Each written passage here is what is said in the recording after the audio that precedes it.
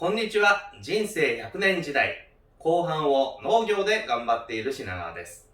なぜ人生の後半が農業なのかと言いますと、人生の後半に必要な3つの要素、これらをすべて満たしているからです。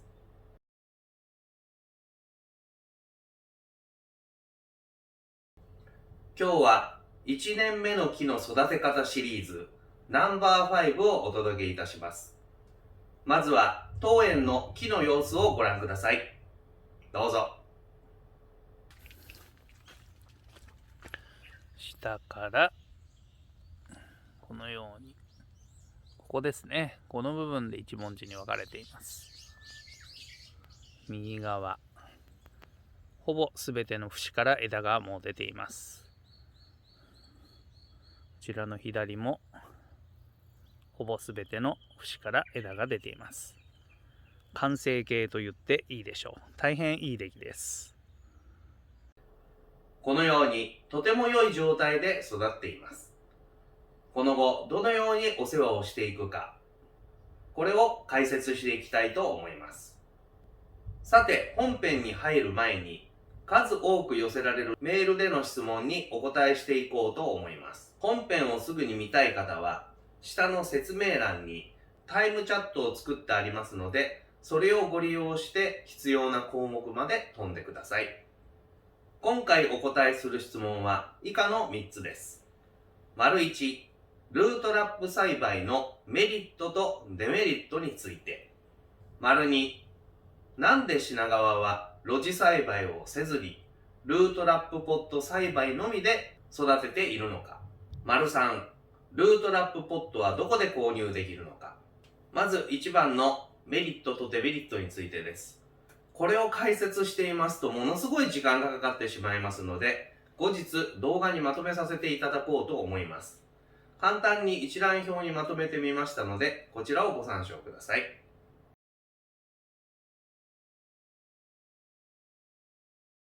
2、これも解説しているととても長くなりますので、後日に譲るとしまして、大まかにまとめてみましたので、こちらをご覧ください。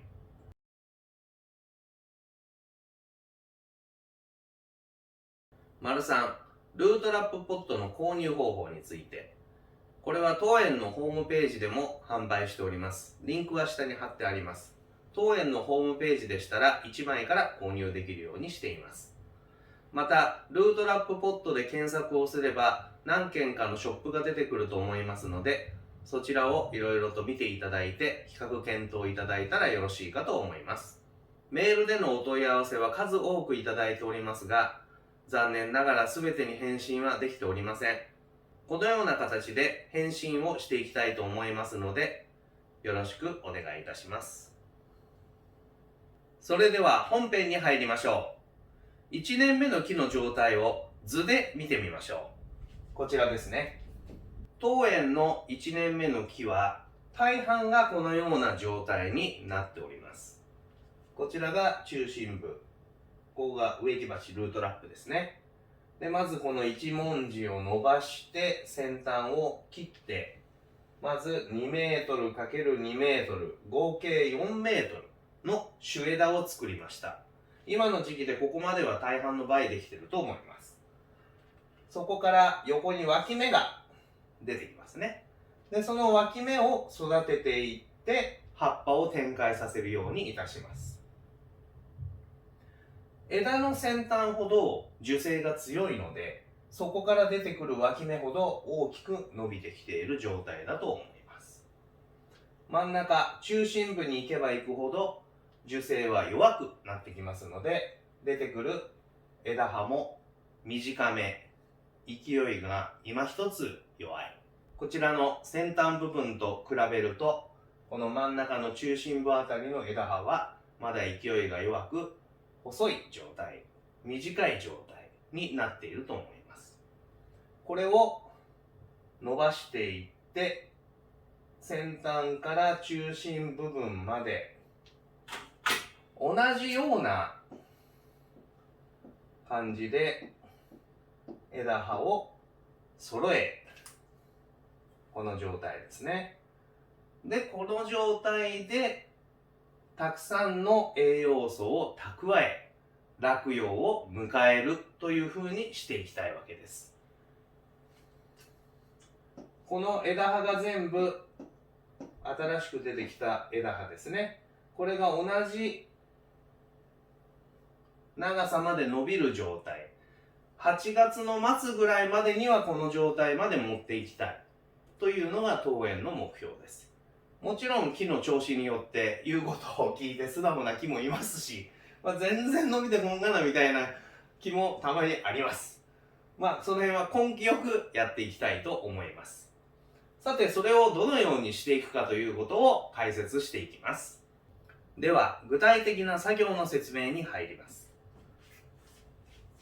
この状態からどのようにしていくかですが、作業自体は簡単です。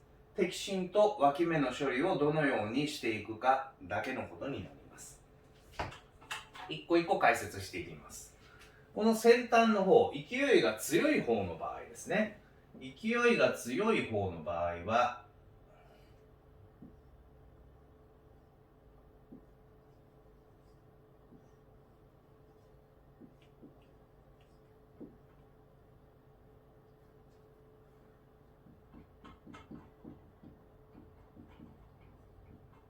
先端の方、このように最低でも5枚ぐらいは伸びてるんじゃないでしょうか。ここから必ず脇芽が出てきますよね。これをどのようにするかですけど、先端の枝、この辺の枝ですよ。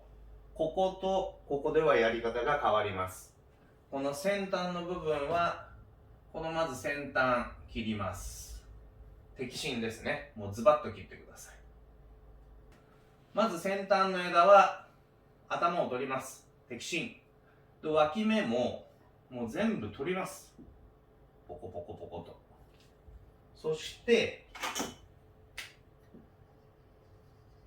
この部分ですね。枝に近いところ、主枝に近いところです。主枝に近い部分に関しては1から2枚、第一関節と第二関節ですね。第一節、第二節と言いますけど、第一関節、第二関節でいいと思います。第一関節、第二関節のところは1から2枚残してください。この先を摘心したらもう出てこないんじゃないか、ブドウがならないんじゃないかとかよく考えてしまうことあるんですけど、どのみちこれ摘心、どのみちこっから上のところは剪定してなくなってしまうので、ここに芽が翌年出ようが出まいがどうでもいいわけです。ここから切ってしまいます。剪定してしまうわけですからいらないです。でもこの枝から第一関節、第二関節、ここのところは一芽剪定だったらここで切るわけですよね。そうするとここのところは出てきてもらわないと困ります。で、第二関節、二芽剪定のところをやることになるかもしれないので、ほんじゃ第一節、第二節のところは脇芽の葉っぱを残しましょうと。それと剪定をここで仮にしてしまったとしても、ここの基底芽の部分からだいたい芽が出てきますので、中心部の主枝から1個目の節、2個目の節、ここのところは、脇芽を一応少し残しておく。先端は容赦なく全部取ってください。それをやることによって、ここの部分のエネルギーがこっちに回りますから。ここいらないんです。もう大きくなっちゃってるから。ここのちっこいところを大きくしなきゃいけないので、この部分のエネルギーは全部取ります。パシパシパシッと。それでこちらの方にエネルギーを回すようにするわけですね。ということは、皆さんもお分かりいただいたと思いますけど、ここの部分、ここはどうするかっていうと、こう伸びていって、多分まだこんな感じですよね。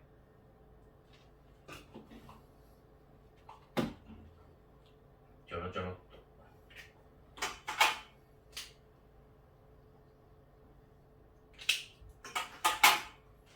この先端と比べればこの辺は弱々しいと思います。弱々しいのは育ててあげなければいけませんので、この先端部分を取ってはいけません。摘心をしないで置いておきます。これがだんだんとっとっとっとっとっとっとこう伸びていくわけですね。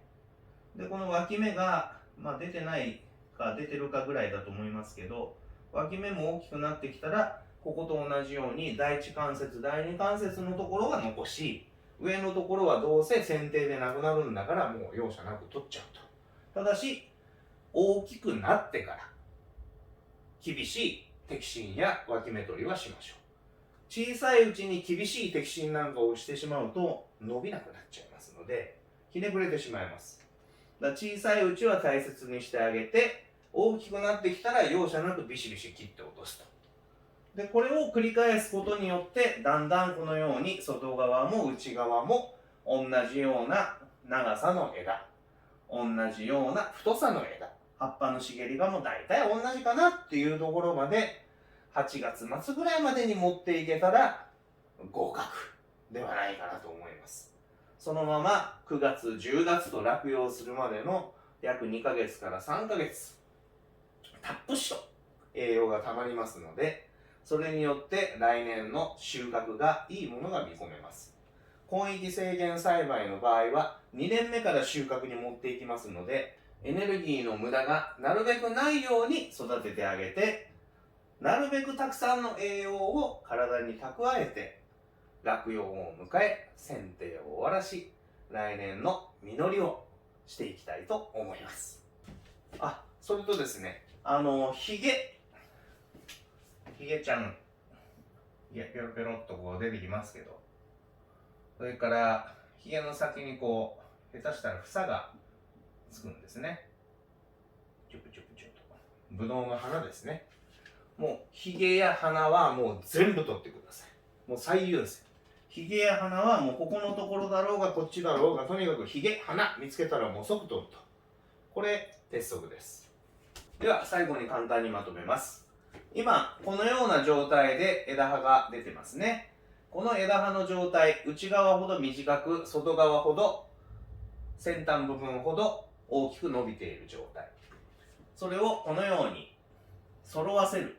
内側も外側も先端部分もですね、先端部分も内側、中心部分も同じ長さのように枝葉を揃えていくようにしなければいけません。そのためには、先端部分の枝は厳しく摘心と脇芽取り、中心部分は優しくしてあげて、すくすくと育て、大きくなってきたら摘心と脇芽取りを行います。すべての枝葉が同じような長さになるのを8月の末までにできれば完全合格かと。早い木の場合は7月末で生え揃ってきますので、当園でも出来のいい優等生の木は7月の末でもう生え揃うとこのような状態になると思います。いかがでしたでしょうか。1年目の木の育て方シリーズナンバー5、十分にご理解いただけたと思います。